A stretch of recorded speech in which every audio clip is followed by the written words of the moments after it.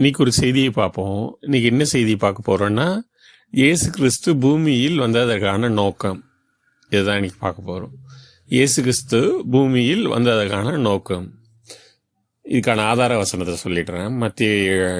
மத்திய எழுதின சுவிசேஷம் 1 அதிகாரம் 21 வசனம். மத்திய 1:21. அவள் ஒரு குமாரனை பெறுவாள், அவருக்கு இயேசு என்று பெயரிடுவாயாக, ஏனெனில் அவர் தமது ஜனங்களின் பாவங்களை நீக்கி அவர்களே ரட்சிப்பார் என்றான். இது கேப்ரியேல் தூதன் மூலமாக சொல்லப்படுது. கேப்ரியேல் தூதன் மூலமாக சொப்பனத்தில் சொல்லப்படுது. இந்த சொல்லப்படுற சூழ்நிலையை விளக்கிட்டு நம்ம அந்த செய்தி மட்டும் கருத்துக்குள்ளே கடந்து போவோம். அவள் ஒரு குமாரனை பெறுவாள், அவருக்கு இயேசு என்று பெயரிடுவாயாக. அதாவது இந்த பூமியில் ஒரு மனுஷன் பிறக்கிறான்னா அவனால் செய்ய வேண்டிய காரியம் ஒன்று இருக்கும். அவனுக்கு ஒரு பர்பஸ் இருக்கும். Purpose of the life. ஒரு மனுஷன் பிறக்கிறான்னா அவன் வாழ்க்கைக்கு ஒரு நோக்கம் இருக்கும், ஒரு அர்த்தம் இருக்கும். இவன் இந்த காரியத்தை செய்து முடிக்கிறதுக்காக தான் பிறக்க போகிறான். இவன் இந்த காரியத்தை செய்து முடிக்கிறதுக்காக தான் அனுப்பப்படுகிறான், கடவுளால் அனுப்பப்படுகிறான். மனிதர்கள் பொறுத்த வரைக்கும் நம்ம ஏதோ ஆக்சிடென்டலாக இந்த உலகத்துக்கு வரதில்லை. நம்ம ஒவ்வொருத்தருமே ஒரு நோக்கத்தினால தான், ஒரு நோக்கத்துக்காக தான் பிறக்கிறோம். ஆக்சிடென்டலாவோ இல்லை ஒரு 2 பேர் சேரதுனாலேயோ நம்ம ஏதோ எதேச்சியாவோ ஆக்சிடென்டலாவோ இல்லை அன்வான்டாவோ நம்ம இந்த பூமியில் பிறக்கிறது இல்லை. சரிங்களா? நம்ம பூமியில் பிறக்கிறதுக்கு ஒரு நோக்கம் இருக்குது. உலகத்தோற்றத்துக்கு முன்னதாகவே நம்மளை முன்குறிச்சிருக்காரு. சரி, இப்போ நம்ம இயேசு வந்த நோக்கத்தை பார்ப்போம். இதில் அவருடைய பெயர்லேயே அவருடைய நோக்கத்தை தெளிவாக சொல்லிடுறாங்க பைபிள் எப்பவுமே அது குறியீடுகளாக கொடுக்கப்பட்டிருந்தாலும் அந்த குறியீடு தெளிவாக விளக்கமாக இருக்கும். ஒரு குழு சொல்லா, ஒரு குரூப்புக்கு மட்டும் புரிகிற சொல்லாக இருந்தாலும், ஒரு குறிப்பிட்ட ஜனங்களுக்கு மட்டும் புரிகிற சொல்லாக இருந்தாலும், பைபிள் எழுதப்பட்ட விதம் என்னென்னா எல்லாராலையும் எளிதில் புரிந்து கொள்ளக்கூடிய விதத்தில் தான் இருக்குது. இந்த தமிழ் பைபிள் எழுதப்பட்ட பொறுத்த வரைக்கும் இந்த தமிழ் ஓவி வெர்ஷன் சொல்லுவாங்க, தமிழ் ஒரிஜினல் ஓல்டு வெர்ஷன் சொல்லுவாங்க. இது பார்த்தீங்கன்னா பிரிண்டிங் ஒரே மாதிரி இருக்கும். நான் வேறு வெர்ஷன்லாம் ரெஃபர் பண்ண சொல்ல மாட்டேன். இது பார்த்தீங்கன்னா இன்னொரு வசனம் எங்கே வருதோ, வலது பக்கம்னா வலது பக்கம், இடது பக்கம்னா இடது பக்கம், மேலேன்னா மேலே, கீழே கீழே, அந்த அச்சு வரிசை பழாமல் அந்தந்த வசனங்கள் பிரிண்ட் ஆகிடும் தமிழ் ஓவியில். அதை தான் நான் பரிந்துரைப்பேன். பலவிதமான அதாவது கான்ட்ரவர்சி, இலக்கண பிழைன்றாங்க, என்னென்ன பிழைன்றாங்க, மாடர்ன் வெர்ஷன்லாம் வந்துச்சுன்றாங்க, நீங்கள் ரொம்ப பேக்வேர்டாக இருக்கீங்கன்றாங்க. அதெல்லாம் இருந்தாலும் இந்த தமிழ் ஓல்டு வெர்ஷன் கொஞ்சம் நல்லாவே இருக்கும். சிலதை எப்படி king James version authenticated version, அது போல் தமிழில் ஆத்தென்டிகேட்டட் வெர்ஷன் தமிழ் ஓவி தான் என்னை பொறுத்த வரைக்கும். சார், இதில் என்ன சொல்லுதுன்னு பார்க்கும். அவள் ஒரு குமாரனை பெறுவாள், அவருக்கு இயேசு என்று பெயரிடுவாள். இயேசு என்ற பேருக்கு என்ன அர்த்தம்? அடுத்து அவங்களே சொல்கிறாங்க. ஏனெனில் அவர் தமது ஜனங்களின் பாவங்களை நீக்கி அவர்களை ரட்சிப்பார். இயேசு வந்ததுக்கான காரணம் பாவங்களை நீக்கி அவர்களை ரட்சிக்கும்படி, ஜனங்களின் பாவங்களை நீக்கி நம்மை ரட்சிக்கும்படி. இதில் ஜனங்களின் பாவங்களை எப்படி நீக்கிறாரு? தம்முடைய இரத்தத்தை சிந்தி மரணத்தை ஏற்றுக்கொண்டு, அதாவது ஒரு தண்டனை, ஒரு குற்றம் செய்கிறாரு வச்சுங்களேன். உலகத்திலேயே அதிகபட்ச தண்டனை மரண தண்டனை தான்.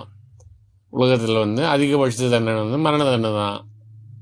அதுக்கு அடுத்து தான் ஆயுள் தண்டனை கூட.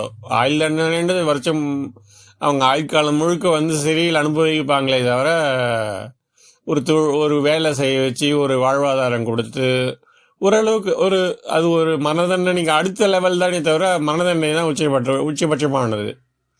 அதுவும் அவங்க எந்த வகையில் அந்த மரணம் அவங்க அனுபவிக்கிறான்றது ரொம்ப முக்கியம். இந்த மரண தண்டனை, இந்த மரணமே ஒரு தண்டனை. அதை முதல்ல ஞாபகம் வச்சுக்கோங்க. மனுக்குலத்துக்கு கொடுக்கப்பட்டதில் மிகப்பெரிய தண்டனை, முதல் தண்டனை என்னன்னு கேட்டால் மரணம் தான். அதனால் மரண தண்டனைன்னும் போது நான் எப்பவுமே என்ன யோசிப்பேன்னா, அது மரணம் ஸ்கொயர்னு அர்த்தம், அல்லது தண்டனை ஸ்கொயர். நான் சொல்ல புரியுதுங்களா? இன்னும் புதுசாக ஏதோ ஒரு ஃபார்முலா சொல்லன்னு பார்க்காதீங்க.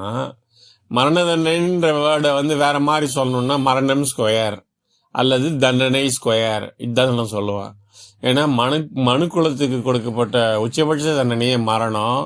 அதுவும் மரண தண்டனைன்னும் போது அதை விட அதிகமான உச்சபட்ச தண்டனை. நான் சொல்றது புரியுதுங்களா? ஒரு மனிதன் பெறக்கூடாத ஒரு தண்டனை என்னன்னா மரணம் தான். அதுவே கொடுக்கப்பட்ட ஆயிடுச்சு. அதுவும் அவன் செய்கிற தவறின் காரணமாக தான் கொடுக்கப்படுது. நியாயமான முறையில் தான் நீதிபதி கொடுக்குறாரு. அந்த தண்டனைக்கு அதாவது பல்லுக்கு பல், கண்ணுக்கு கண், கைக்கு கை, ஜீவனுக்கு ஜீவன்ற மாதிரி ஒரு சட்டத்தின் மூலமாக அதுவும் அந்த ரீதியில் அங்கே அமல்படுத்துகிற அந்த சட்டத்தில் ஏதோ ஒரு வகையில் அது மாதிரி மரண தண்டனை கொடுக்கப்படுது. காந்தி இருக்கும்போது, மகாத்மா காந்தி அவர்கள் காந்தியடிகள் இருக்கும்போது ஒரு குறிப்பிட்ட காலம் வந்து மரண தண்டனை நிறுத்தி வச்சுருந்தாங்க. இந்தியாவில் நிறுத்தி வச்சுருந்தாங்க. அதுக்கப்புறம் அவருடைய மரணத்துக்கு அப்புறம் திரும்ப வந்து அமல்படுத்தப்பட்டுச்சு. அதுக்கப்புறம் தொடர்ந்து இருக்குது. இதுக்கப்புறம் வந்து எப்போ நீக்குவாங்கன்னு தெரியாது. அது ஒரு பூரண ஒரு சமாதானமுள்ள ஒரு தேசமாக மாறும்போது நீக்கப்படும். அது அப்புறப்பட்டது. இது பாருங்க, இயேசு என்று பெயரிடுவாயாக, ஜனங்களின் பாவங்களை நீக்கி அவர்களே ரட்சிப்பார். பாவங்களை நீக்கிடுறாரு. வாழும்போது பாவங்களை நீக்கிடுறாரு. நம்ம ஒரு நிம்மதியான வாழ்க்கையை வாழணும், ஒரு சந்தோஷமான வாழ்க்கையை லீட் பண்ணணும். இதோட முடியுதா இயேசு வந்ததுக்கான நோக்கம்? நம்ம வெறும் பாவம் மன்னிக்கப்பட்டு இல்லை இறந்த பிறகு மோட்சத்துக்கு போகிறதோ பரலோகம் போகிறதோ இதோட முடிஞ்சிடுதா? இல்லை. ரட்சிப்பார்ன்றதுக்கு என்னன்னா மரணத்தின் நின்று விலக்கி காப்பார். அதாவது ரட்சிப்பார்னும் போது மரணத்தின் நின்று விலக்கி காப்பார். அவர் ரட்சகர்னும் போது மரணத்தை தாண்டி அவர் நமக்கு உதவி செய்வார்னு அர்த்தம். அதை வந்து அவருடைய முதலாம் வருகையிலேயே இறந்து போன 4 பேரை வந்து உயிரோடு எழுப்பி அதை நிரூபித்து காமிச்சார். மரணத்தை காட்டிலும் வந்து அதிகாரம் அவருக்கு இருக்குன்றத நிரூபித்து காமிச்சார். அதாவது அவர் நிரூபிக்கணுன்றதுக்காக அதை செய்யலை. இப்படி ஒரு விஷயம் இருக்கு, மரணத்தை மனிதன் மேற்கொள்ள முடியுன்றதை காண்பிச்சார். தன்னால் மட்டும் இல்லை, அதாவது என்னை காட்டி என் சீஷர்கள் வந்து நான் செய்கிறதை காட்டிலும் பெரிய காரியங்களை செய்வார்கள்னாரு. நான் சொல்றது புரியுதுங்களா? என்னை விசுவாசிகள் என்னை காட்டி இதை காட்டிலும் பெரியதான காரியங்களை செய்வார்கள்னு சொன்னார். அதுபோல் வந்து அவர் மட்டும் மரணத்திலேருந்து எழுப்புவார். ஏதோ வந்து 4 பேர் மட்டும்தான் எழுப்ப முடியும்லாம் கிடையாது. இல்லை, எத்தனை பேர் வேணாலும் மரணத்திலேருந்து எழுப்பலாம். ஆனால் அதை வந்து செய்யலை. அதை வந்து எப்படி அவர் கொண்டு வராருன்னா மொத்த மனுக்குலத்தையுமே மரணத்திலேருந்து மீட்கணும்னு அவர் முடிவு பண்ணுறாரு. நான் சொல்கிறது புரியுதுங்களா? அதாவது இப்போ கலிலேயால ஒருத்தர் இருந்துக்கிறார், அங்கே போய் எழுப்பணும். அப்புறம் நாயின் ஒரு விதவியின் மகனை எழுப்பணும். அப்புறம் பெத்தானியாவுக்கு போவோம், லாசரஸை எழுப்புவோம்.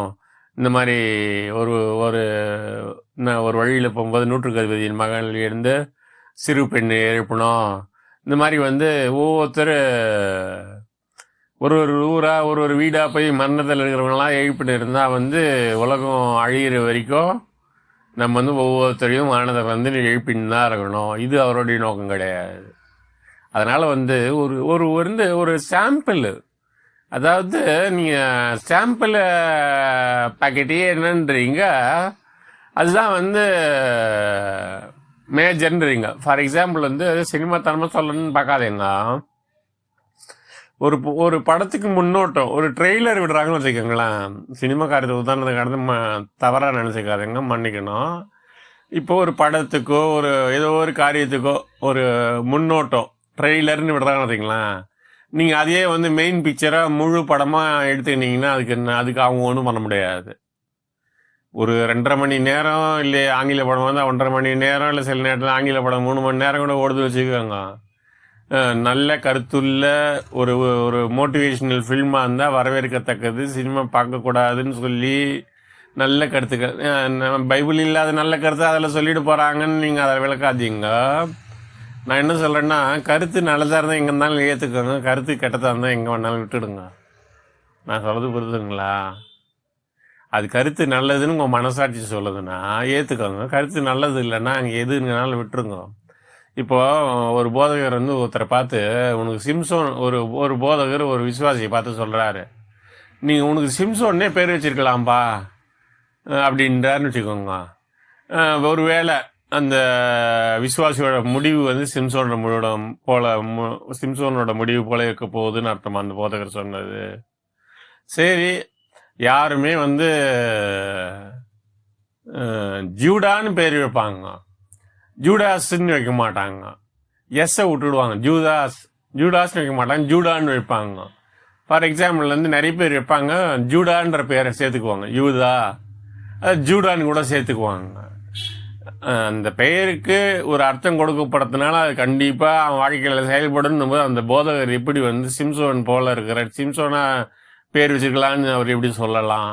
அதுவும் இந்த ஞானஸ்தானம் எடுக்கும்போது இந்த அலப்பறகுது பாருங்க, இந்த ஒரு கஷ்டம். பைபிளில் இருக்கிற பேர் தான் வச்சாகணும், அதுவும் போதகர் தான் வச்சாகணும். தமிழ் பேர் இருந்தால் ஒத்துக்க மாட்டாங்க. ஏற்கனவே அவங்க தமிழ் கடவுளோ ஏதோ ஒரு மாற்று மதத்தினரில் இருக்கிற கடவுளோ இருக்கும்போது சுத்தமாக ஒதுக்க மாட்டாங்க. இவன் பேர் மாற்றினோடனே இவன் ஆபிரகாம் ஆகிடுவான், இஸ்ரேல் லேண்டு மொத்தம் இவனுக்கு சொந்தமாகிடும். இஸ்ரேல்னு பேர் வச்சுட்டா இவனுக்கு இஸ்ரேல் கண்ட்ரி மொத்தம் இவன் அத்தாரிட்டிக்குள்ளே கொண்டு பண்ணுவோம். இப்போ பல பேர் ஜீசஸ்ன்னு கூட பேர் வச்சுருக்கிறாங்க. அவங்க எல்லாரும் இதில் சொல்கிற மாதிரி ஜனங்களின் பாவங்களை நீக்கி அவர்களை ரட்சிப்பார்னு பண்ணுறாங்களா? இயேசுன்னு பேர் எத்தனை பேர் வச்சுக்கிறாங்க பூமியில். அதுக்கப்புறம் கூட இன்னும் கேட்டோன்னா ஈப்ரூ ஸ்காலர் மாதிரி யெஷுவா, யோசுவா, ஜோஷுவா, இந்த மாதிரி யெகோஷுவான்னு கூட பேர் வச்சுக்கிறாங்க. இன்னும் என்னென்ன ஷோ ஓஷோ கோஷோன்னு என்னென்ன பேர் வைக்க முடியுமோ அந்த மாதிரி எல்லா பேரும் வச்சுக்கிறாங்க. கேட்டால் ஈப்ரூன்றாங்க. இதெல்லாம் விவாதத்துக்கு அப்பாற்பட்டது. அதனால் நான் என்னென்னு சொல்கிறேன்னா, கர்த்தருடைய பெயருக்கு வந்துடுறேன்.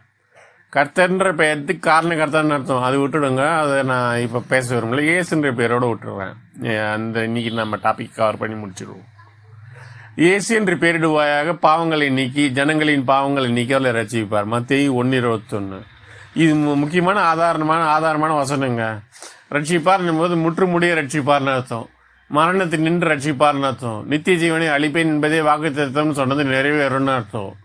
அதாவது வலி, நோய், மரணம், வியாதி, கஷ்டம், இந்த சாபம், இந்த மனிதன் படுகிற வலி, வேதனை எல்லா வகையிலையும், மந்திரவாதத்தினால, மனநோயினால், மற்ற எல்லா வகையினால, மனுஷன் கொடுக்குற துன்பத்தினால, பிசாசு கொடுக்குற துன்பத்தினால, தானே தனக்கு விளைவித்துக்கிற துன்பத்தினால, இந்த எல்லா வகையான துன்பத்தினாலையும் இப்போ ஒரு வாழற வாழ்க்கையிலிருந்து உண்டாகிற விளைவின் காரணமாக வருகிற மரணத்தை நீக்கி ரட்சிப்பார். இயேசு பாவங்களை நீக்கி அவர்களை ரட்சிப்பார்னும் போது வெறும் பாவங்களை நீக்கி மட்டும் இல்லை, பாவங்களை மன்னிக்க மனுஷகுமாரனுக்கு அதிகாரம் உண்டுன்னு சொல்லி அவர் மறிக்கிறதுக்கு முன்னாடியே பாவங்களை மன்னிக்கிறாரு. அப்படி இருக்கும்போது அவர் மறிக்க வேண்டிய அவசியமே கிடையாது. நான் சொல்றது புரியுதுங்களா? அவர் இருக்கும்போதே பாவத்தை மன்னிச்சாரு. அந்த திமிர்வாதக்காரனை பார்த்து சொல்றாரு, உன் பாவங்கள் மன்னிக்கப்பட்டதுன்றாரு. மனுஷகுமாரனுக்கு பாவங்களை மன்னிக்க அதிகாரம் உண்டு என்பது நீங்கள் அறிய வேண்டும் சொல்றாரு. இருக்கும்போதே பாவத்தை மன்னிக்கும் போது அவர் அப்படியே கண்டினியூ பண்ணி ஒரு 2000 வருஷம் இருந்ததுன்னா எல்லாருடைய பாவங்களும் அப்படியே ஒரு ஜெனரேஷன் மன்னிச்சுட்டு எல்லாரும் நல்லா சூப்பராக இருந்திருக்கலாம்ல. அது இல்லை அவருடைய நோக்கம்.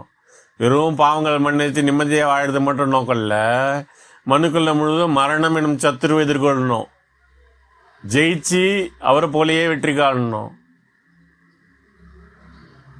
அதாவது தோமா இந்த தமிழ்நாட்டுக்கு வந்ததுக்கான காரணம் என்னன்னா, இந்த தமிழ்நாட்டில் ஒரு சிறப்பு இருக்குது. இந்த பூமியிலே மையப்பகுதி இஸ்ரேல் தேசம், அதுவும் அதனால தான் இயேசு அங்கே பிறந்தார், இதெல்லாம் நிறைய சொல்கிறாங்க. இருந்தாலும் ஆன்மீகத்துக்குன்னு எடுத்திங்கன்னா இந்தியாவை தான் சொல்லுவாங்க. அதுலேயும் ஆன்மீகத்தில் இந்த இந்தியாவில் எது முக்கியமான பகுதி, அதாவது ஆன்மீகத்துக்கு ஒரு தலைநகரம் இருக்குதுன்னு வச்சுக்கோங்களேன், அது ஆன்மீக தேசம்னு ஒன்று இருக்குதுன்னா அது இந்தியா. சரிங்களா? பாரத தேசம், நம்ம இந்திய தேசம் ஆன்மீக தேசம். அதற்கு தலைநகர் இருக்குன்னா அது ஒரு தென்னாடு தான், சவுத் இந்தியாவை தான் சொல்லுவேன். சவுத் இந்தியான்னு சொல்லிடுறேன். ஏன்னா சவுத் இந்தியாவில் நான் எந்த பிளவும் ஏற்படுத்த விரும்பலை. மொழி காரணமாக இப்போ இவங்க பிரிஞ்சிருக்கிறாங்க, அதை பெரிதுபடுத்த விரும்பலை. இந்த சவுத் இந்தியா தமிழர்களுக்குள்ள ஒரு வழக்கம் இருக்குது. என்ன சொல்லுவாங்கன்னா, அதாவது நீங்கள் உடனே அதாவது பைபிளில் மொத்தம் 10 கட்டளைகள் இருக்குது. மோசே கொடுத்தது 10 கட்டளைகள். சரிங்களா? மோசே கொடுத்தது 10 கட்டளைகள். இயேசு கிறிஸ்து அதை 2 ஆக்கினார். உன் தேவனாய் கர்த்தரை முழு ஆத்மாவோட, முழு பலத்தோட, முழு ஜீவனோட, அதான் முழு எல்லாத்துலேயும் கம்ப்ளீட்டாக அவரை லவ் பண்ணு. உன் ஆண்டவரை நேசி, உன் முழு பலத்தோட உன் ஆண்டவரிடத்தில் அன்பு கூறு. அது போல் உன்னை நேசிக்கிறது போல பிறனை நேசின்னு 2 கட்டளை கொடுத்தாரு இயேசு கிறிஸ்து. 2 கட்டளை தான் கொடுத்தாரு. அதாவது பழைய ஏற்பாடு கொடுத்த மொத்த கட்டளையும் ஒரு சம்மரியாக சொல்லி 2 கட்டளை. கர்த்தர் மேலே அன்பு வை, கடவுள் மேலே அன்பு வை, அவர் உனக்கு ஆற்றல் தருவார், உனக்கு மன்னிக்கிற பலனை தருவார், இந்த வாழ்க்கையில் வாழ வேண்டியதுக்கான எல்லா வசதி வாய்ப்புகள் தகுதி ஆற்றல்கள் எல்லாத்தையும் தருவார். அதை வச்சு மற்றவர்களை நேசிக்க கற்றுக்கொன்றதுக்காக அந்த 2 கட்டளைகள் கொடுத்தார் இயேசு கிறிஸ்து. கடவுளை நேசி, உன்னை போலயே பிறரையும் நேசி. 3 பேரை நேசிக்க சொல்ல. கடவுளை நேசி, கடவுள் உன்னை நேசிக்கிறார், அதனால உன்னையே நேசி. உன்னை நேசிக்கிறது போல கடவுள் உன்னையும் நேசிக்கிறதுனால உன்னை நேசிக்கிறது போலயே பிறனையும் நேசி. ஏன்னா கடவுள் எல்லாரையும் நேசிக்கிறாரு. ஒரு ட்ரையாங்கிள்குள்ளே வந்துடும். காடு நம்ம பீப்புள் ஒரு ட்ரையாங்கிள்குள்ளே வந்துடும். சரிங்களா? அடுத்து நான் சொல்கிறேன் பாருங்க. பழைய ஏற்பாடில் 10 கமாண்ட்மெண்ட்ஸ் கொடுக்கப்பட்டது. அடுத்து எத்தனை கட்டளை, அதாவது 10 கமாண்ட்மெண்ட்ஸ் போது இது மேஜர். இதுதான் முக்கியமானது. அதாவது ஒரு ப்ரீஆம்பிள் மாதிரி சொல்லுங்களேன். ஒரு சட்டத்தில் ப்ரீஆம்பிள் முகப்புரைன்னு சொல்லுவாங்க பாருங்க. இப்போ இந்தியன் கான்ஸ்டியூஷன் இருக்குன்னா அதுக்கு ஒரு முகப்புரை எழுதுவாங்க, ப்ரீஆம்பிள்னு சொல்லுவாங்க. அது போல் இந்த பிப்ளிக்கல் டேர்மில் இந்த ஓல்ட் டெஸ்டமெண்ட்க்கு 10 கமாண்ட்மெண்ட்ஸ் ஒரு ப்ரீஆம்பிள் அந்த 5 ஆகமத்தில் கொடுக்கப்படுது. அதாவது இதில் என்னென்னா அதுக்கப்புறமா மற்ற பைலாஸ்லாம் என்னென்னா பைலாஸ் மற்ற அடுத்தடுத்த செக்ஷன்லாம் பார்த்தீங்கன்னா 613 கட்டளைகள் வருது. சரிங்களா? 613 கட்டளைகள் வருது. இதில் பார்த்தீங்கன்னா எத்தனை செய்யின்னு வருது, எத்தனை செய்யக்கூடாதுன்னு வருதுன்னா 365 சட்டங்கள் செய்யக்கூடாதுன்னு வருது. அதனால தான் நான் சொன்னேன் ஏற்கனவே 365 நாளுக்கு உண்டான பாவத்தை காயங்களை அவர் இயேசு கிறிஸ்து சுமந்துட்டாருன்னு போன செய்தியில் சொன்னேன். 365 காரியங்களை செய்யக்கூடாதுன்னு வருது சட்டங்கள். 248 காரியங்கள் செய்யணும். 365 டோன்ட் அதாவது நான் சும்மா ஜஸ்ட் சிம்பிளாக சொல்லிடுறேன். டோன்ட் 365 டோன்ட்டு, நீ செய்யவே கூடாது. 248 டூ, இதெல்லாம் நீ செய்யலாம். மொத்தம் சேர்த்து 613 கட்டளை. இப்போ ஏன் சொல்ல வரேன்னா இந்த தமிழ்நாடை பற்றி சொல்லணும், தமிழ்நாடுல இந்த தென்னாடை பற்றி சொல்லணும். இதில் பவுல் ஒரு கட்டளையை சொன்னார், ஞாபகம். நீங்கள் நியாயப்பிரமாணம் முழுவதையும் நிறைவேற்றணும்னு இந்த 613 நிறைவேற்றணும். இதில் ஒன்று நிறைவேற்றினால் 612 நிறைவேற்றிட்டம்பா, நான் 613வது கட்டளையில் தான் நிறைவேற்றலைன்னா நீங்கள் ஃபெயிலு. பழைய எஸ்எஸ்எல்சி மாதிரி திருப்பி 613 திருப்பி எழுதணும். 613 திருப்பி எழுதணும். முதல்ல உங்களுக்கு இந்த 613 ஞாபகம் இருக்கணும். அப்புறம் அந்த 10 கமாண்ட்மெண்ட்ஸ் ஞாபகம் இருக்கணும். செய்யக்கூடாத அந்த 365 ஞாபகம் இருக்கணும். அதுக்கப்புறம் செய்ய வேண்டிய இந்த 248 ஞாபகம் இருக்கணும். இப்படியெல்லாம் கட்டளைகள் கொடுக்கப்பட்டதுனால பழைய ஏற்பாட்டில் கொஞ்சம் விரிவாக கொடுத்துருக்காங்க. இது எல்லாம் இந்த 613 கட்டளைகளும் 5 ஆகமத்துக்கு உள்ளே வர கட்டளை. நான் சொல்கிறது புரியுதுங்களா? மோசையால் கொடுக்கப்பட்ட கட்டளை 613 கட்டளை பிரமாண்டமாக கொடுக்கப்பட்டது. நியாய பிரமாணம்னு சொல்லும்போது இந்த 5 ஆகமத்தை தான் சொல்லுவாங்க, குறிப்பிட்டு சொல்லும்போது. மன்னிக்கும், அதாவது குறிப்பிட்டு சொல்லும்போது அந்த 613 கட்டளைகளை தான் சொல்லுவாங்க, அந்த 5 ஆகமத்தை தான் சொல்லுவாங்க. இதே சொல்கிறேன்னா தமிழ்நாட்டை பற்றியும் தென்னாட்டை பற்றியும் விவரிச்சாகணும்.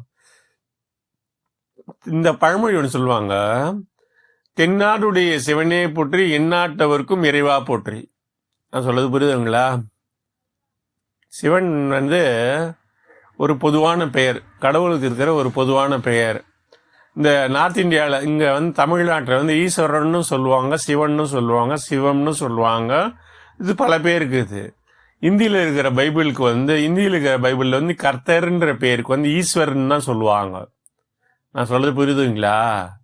இந்தியில் பைபிளில் கர்த்தர்ன்ற பேருக்கு ஈஸ்வரன் தான் இருக்கு. ஈஸ்வரன் தான் அந்த பேரில் தான் கர்த்தர்ன்ற பெயரே அழைக்கப்படுது. அதனால இந்த நாம பேதங்களை சண்டை போட்டுருக்காதீங்க. அந்நிய தேவன் பெயரை உச்சரிக்கிறான், அதனால இது தவறான போதனைன்ற முடிவுக்கு வந்துடாதீங்க. அதுக்காக இதுக்கு முன்னாடி சொன்ன விவரங்கள்லாம் கொடுத்துட்றேன். எல்லா சட்டத்திட்டத்தையும் முதல்ல வக்கீல்னா அவருக்கு முதல்ல சட்டம் தெரிஞ்சிருக்கணும். அதனால் அப்போ தான் அவர் வக்கீல்னு ஒத்துக்குவாங்கன்ற கதையை மொத்த சட்டத்திட்டத்தையும் எத்தனை நம்பர்ன்றதையும் பிரித்து கரெக்டாக சொல்லிடுறேன். அதையும் சொல்லிடுறேன். அதனால தான் நியாயப்பிரமாணத்தை ஒரு மனிதனாலேயும் நிறைவேற்ற முடியல. அதனால தான் இயேசு கிறிஸ்து வந்தார். சரிங்களா? புதிய உடன்படிக்கை ஏற்படுத்தினார். அந்த பழைய உடன்படிக்கையை விட்டுட்டு புதிய உடன்படிக்கை ஏற்படுத்தினார். அதாவது இந்த தென்னாடுன்னு விசேஷம்னா தென்னாடுடைய சிவனே போற்றி எந்நாட்டவருக்கும் மெரிவா போற்றின்னாங்க. இந்த தென்னாட்டில் வந்து விசேஷம் என்னன்னா தமிழ் மொழி. இந்த வேதம் இந்தியாவில் முதல் அச்சிடப்பட்டது தமிழ் மொழியில தான். இந்த இந்தியாவில் எத்தனையோ ஆயிரக்கணக்கான மொழி இருந்தாலும் முதல் இந்திய தேசத்தில் வேதம் அச்சிக்கப்படுது. பரிசுத்த வேதாகமா. நான் வேதம் உடனே நீங்கள் ஜென்ரலாக போயிடாதீங்க. நான் பலவித வார்த்தைகளை ஜென்ரலாக யூஸ் பண்ணுறதுனால இந்த கிறிஸ்தவர்கள் படிக்கிற இந்த பரிசுத்த வேதாகமம், ஹோலி பைபிள், இங்கிலீஷில் சொல்லிடுறேன், ஹோலி பைபிள்ன்றது முதல் இந்திய மொழிகளில் தமிழில் தான் பிரிண்ட் பண்ணப்பட்டது. அச்சு இயந்திரத்தில் பிரிண்ட் பண்ணி நம்ம கையில் வந்தது. சரிங்களா? இப்போ நம்ம அந்த வார்த்தைக்கு போயிடுவோம். மத்தேயு 1:21. மத்தேயு 1:21, இயேசு என்று பெயரிடுவாயே ஜனங்களின் பாவங்களை நீக்கி ரட்சிப்பார். அவருடைய வருகையில் நம்ம என்ன சந்திக்க போறோம்னா, இப்போ இருக்கும்போது நம்ம பாவங்கள் மன்னிக்கப்படுகிறது, சந்தோஷமாக வாழறதுக்கு ஒரு கிறிஸ்தவ வாழ்க்கை, கிறிஸ்தவ ஜீவியம் கொடுக்கப்படுது. நம்ம ஒரு பயிற்சி முறையில் இருக்கோம். தினமும் வேதம் வாசிக்கணும், தினமும் ஜெபிக்கணும், தினமும் அவருடைய ரத்தத்தால் கழுவப்படணும், என் பாவங்களை மன்னிக்கப்பட்டது. ஸ்பிரிச்சுவலில் வந்து ஒரு ப்ராக்டிஸ் இருக்குது. அதாவது ஒரு மணி நேரமாவது அந்த ப்ராக்டிஸை பண்ணணும். 1 மணி நேரமாவது அந்த ப்ராக்டிஸை பண்ணும்போது தான் உங்களுக்கு வந்து உங்களால் அந்த ஸ்பிரிட் ஃபீல்டு லைஃப்பை பார்க்க முடியும். ஆவியினால் நிறைஞ்ச ஒரு வாழ்க்கையை பார்க்க முடியும். ஒரு தவளையில் வந்து ஒரு குடத்தில் தண்ணீர் இருந்தால் தான் வந்து அதை எடுத்து பயன்படுத்த முடியும். நீங்கள் தண்ணியே ஃபில் பண்ணலன்னா அது வந்து வெறும் பாத்திரம் தான். அது மாதிரி வெறும் பாத்திரத்தை வச்சுக்கின்னு தலையில் வந்து ஊரெல்லாம் போனாலும் தாகத்தை தீக்காது. அது ஒருவருடைய தாகத்தையும் தீக்காது. நீங்கள் கிறிஸ்தவர்களாக இருந்தால் அடுத்தவர்களுக்கு பிரயோஜனம் உள்ளவர்களாக இருக்கணும்னா நீங்கள் ஆவியினால் நிரப்பப்பட்டு இருக்கணும். அதுக்காக வேதம் வாசிக்கணும், ஜெபிக்கணும். வேதம் வாசிக்கும் போது கடவுள் உங்ககிட்ட பேசுகிறார், ஜெபிக்கும் போது நீங்கள் அவர்கிட்ட பேசுகிறீங்க. ரெண்டுத்துக்கும் இடைப்படும் போது ரேமா வார்த்தை உங்ககிட்ட பேசும். அது வந்து உங்களுக்கு வாழ்க்கைக்கு இந்த நாளுக்கு ஒன்றான மன்னாவாக இருக்கும். சரிங்களா? இப்போ இயேசு வந்ததுக்கான நோக்கம் முடிஞ்சிடுச்சா? இன்னும் இல்லை. மரணம் ஒழிக்கப்படலையே. பூரண ரட்சிப்பு, முடிவு பரியந்தம் நிலைத்திருப்பனே ரட்சிக்கப்படுவான். எந்த முடிவு பரியந்தம்? அவங்கவுங்க வாழ்க்கையில் காலம் கடந்தது இயற்கையினாலையும் வயதின் மூப்பினாலையும் மரணத்திற்கு சந்திக்கிறோம். கிறிஸ்தவர்கள் மரணத்தை ஜெயமாக விழுங்குவாங்கன்ற ஒரு உன்னத நிச்சயத்தில், ஒரு உன்னதமான நிச்சய எண்ணத்தில் கடந்து போகிறோம். கிறிஸ்துக்குள்ளே கடந்து போகிறோம். நமது ஜீவன் வந்து கிறிஸ்துக்குள்ளே மறைஞ்சிருக்கு. அவர் வரும்போது திரும்ப சரீர உயிர்த்தெழுதல் நடக்கும். திரும்பவும் அவரோட ஜீவிப்போம். இருந்தாலும் வந்து கிறிஸ்து வந்ததன் நோக்கம் வந்து மரணத்தை ஜெயிக்கும் போது தான் வந்து கிறிஸ்து வந்து வந்ததன் நோக்கம் நிறைவேறுது. பாவம் மரணம் இதை பரிகசிக்கப்படும் போது தான் வந்து கிறிஸ்து வந்ததன் நோக்கம் நிறைவேறுது. பாவத்தை ஜெயிக்கிறதுனால மட்டும் இல்லை, மரணத்தை ஜெயிக்கிறதுனாலையும் தான் வந்து கிறிஸ்து வந்ததன் நோக்கம் நிறைவேறுது, பரிபூர்ணமாகுது அது அந்த நோக்கம்.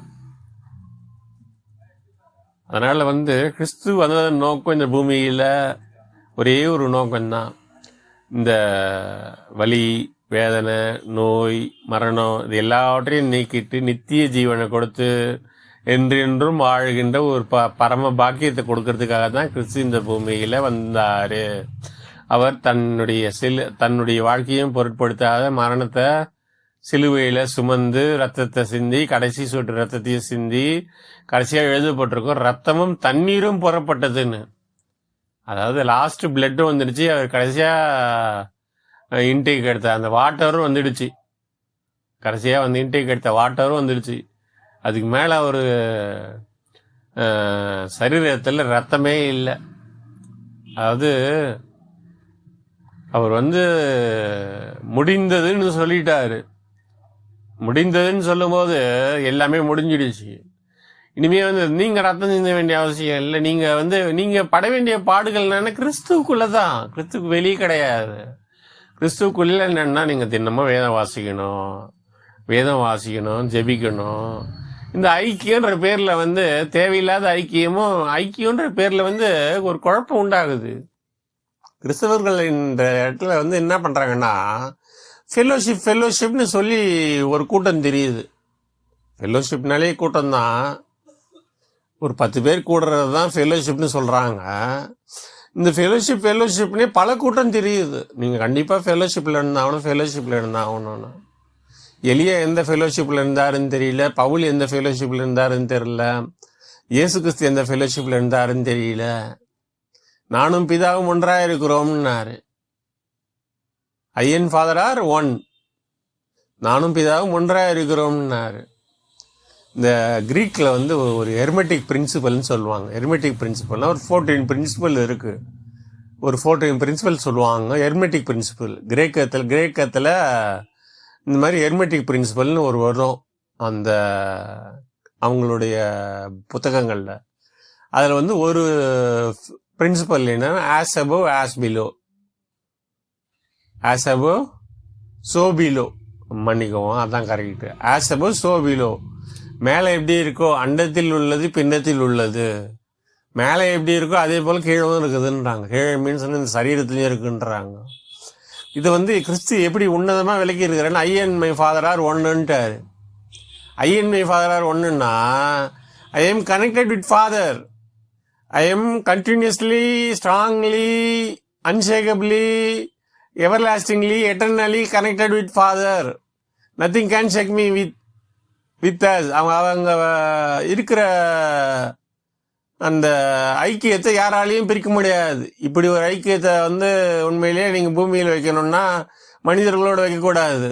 நீங்கள் கிறிஸ்துவோடு வைக்கலாம், கிறிஸ்துவோடு வச்சா போதும். நீங்கள் பிதாவை பற்றி கவலைப்படாதீங்க. பிதா யார் யாருன்றதான் எல்லாருக்கும் கவலையாக இருக்குது. அதை யோசித்து பல கஷ்டம் வருதுன்றாங்க. அதை நான் தவிர்த்துடுறேன்.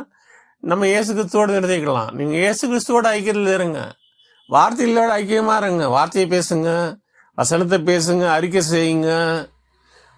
நீங்கள் வசனத்தை பிரயோகிக்கும் போது உங்களுடைய அன்றாட பாவங்கள் நீங்குது. இப்போது நம்ம வந்து தினமும் ஒரு வேலைக்கு போகிறோம், வெளியே போகிறோம், தூசு படுது. டெய்லி வேலைக்கு போகிறவங்க என்ன பண்ணுவாங்கன்னா காலையில் ஒரு சீக்கிரம் எழுந்து ஒரு சுடு தண்ணி வச்சு குளிச்சுட்டு கிளம்புற மாதிரி நம்ம வந்து ஆவிக்குரிய ரீதியிலும் வந்து நம்ம வந்து இயேசுவின் ரத்தத்தால் கழுவப்படணும். அனுதினமும் வந்து ரத்தத்தால் கழுவப்பட்டு பரிசுத்தமாகி ஆயத்தமாகி இந்த வாழ்க்கையை நம் யுத்தத்தை எதிர்கொள்ள நம்ம அனுதினம் இயேசுவின் ரத்தத்துக்குள்ளே நம்மளை மறைச்சி கொண்டு நம்ம வந்து இயேசுவின் ரத்தத்தால் கழுவப்பட்டு தினமும் போகணும். நீங்கள் திரும்பி வந்தவுடனே நைட்டும் ஜெபம் பண்ணணும். நைட்டு வந்த உடனே வந்து திரும்பவும் ரத்தத்தால் கழுவப்பட்டு ஒப்பு கொடுத்து நான் இதெல்லாம் வார்த்தையினாலோ செயலினாலோ எதனாவது காரியம் மீறுதலோ அக்கிரமமோ பாவமோ, அது 3 இருக்குது. மீறுதல் அக்கிரமம் பாவம்னு 3 இருக்குது. அந்த மாதிரி வந்து எண்ணத்தில் செஞ்சால் ஒரு பேர், சொல்லில் செஞ்சால் ஒரு பேர், செயலில் செஞ்சால் ஒரு பேர். அதாவது மீறுதல் அக்கிரமம் பாவம் சொல்லுவாங்க. அக்கிரம சிந்தை கொண்டு இருந்தேன்னாலுவாங்க. சிந்தையில் வந்து அக்கிரமம், வாயில் வந்தால் மீறுதல், வாயின் மீறுதல் சொல்லுவாங்க. பாவம்னும் போது சரீரத்தில் செய்யும்போது பாவம். அது போல் வந்து நான் சொல்கிறத பற்றிக்கோங்க. அக்கிரம சிந்தை, சிந்தையில் வந்தால் அது அக்கிரமம். அடுத்து மீறுதல், வாயினால் மீறுதல் வருது. அடுத்து வந்து சரீர பாவம், சரீரத்தில் நடந்தாதான் சரீரத்தில் வந்தால் அது பாவமாக வந்து பூரணப்படுது. எதிர் வகையில் நம்ம பரிசுத்தன்ற பூரணத்துக்குள்ளே வரணும். அதுக்கு பதில் வந்து பாவன்ற பூரணம் அது எதிர் வகையில் வருது சரீரத்தில் நடக்கும்போது. சரிங்க, இயேசு கிறிஸ்துவின் அந்த நோக்கத்தை நம்ம இதோடு முடிக்கிறோம். என்னன்னா, முற்றிலும் இந்த உலகத்தில் மரணம் எப்பொழுது நீக்கப்படுகிறதோ அப்பொழுதுதான் இயேசு கிறிஸ்து வந்ததின் நோக்கம் நிறைவேறுகிறது. இதுதான் அவர் வந்தது நோக்கம். இயேசு கிறிஸ்து வந்த நோக்கம் என்னன்னா, முற்றிலும் பாவம் என்ற ஒன்று இருக்கக்கூடாது. வலி, வேதனை, நோய், மரணம், இந்த சாபம், இந்த நெகட்டிவான எந்த ஒரு காரியமும் இருக்காது. முழுவதும் ஒரு பரிசுத்தத்தினால் நிறைஞ்சிருக்கும், ஒரு நித்திய பேரின்பத்தினால் நிறைஞ்சிருக்கும். அதுக்காக வாஞ்சிப்போம், அதுக்காக தினம் தினம் பிரயாசப்படுவோம், அதை நோக்கி பயணிப்போம். எப்பொழுதும் சந்தோஷமாயிருங்கள் சொல்லி களிப்போடு இருங்கள், மகிழ்ச்சியோடு இருங்கள் சொல்லி இந்த செய்தியை முறைக்கிறேன். கர்த்தருடைய நாமத்துக்கு ஸ்தோத்திரம்.